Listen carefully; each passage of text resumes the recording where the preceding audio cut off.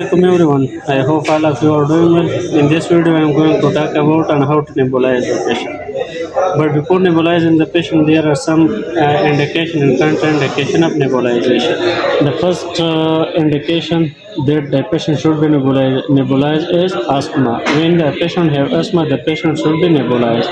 And when the patient have COPD, chronic obstructive pulmonary disease, so the patient should be nebulized. And when the patient have breathing problem, when the patient have difficulty in breathing problem, the patient should be nebulized.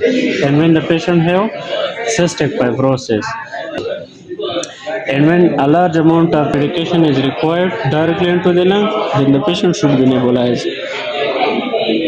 Now there are some contraindication. Obviously, when there are indication, there is also contraindication. So the first contraindication is when the patient has hypersensitivity to the aerosol form of the drug. So the patient should not be nebulized. And when the patient have certain lung condition, like when the patient have pneumothorax or when the patient have internal lung bleeding, so the patient should not be nebulized. And when the patient is pregnant, try to get pregnant, so the patient then should not be nebulized.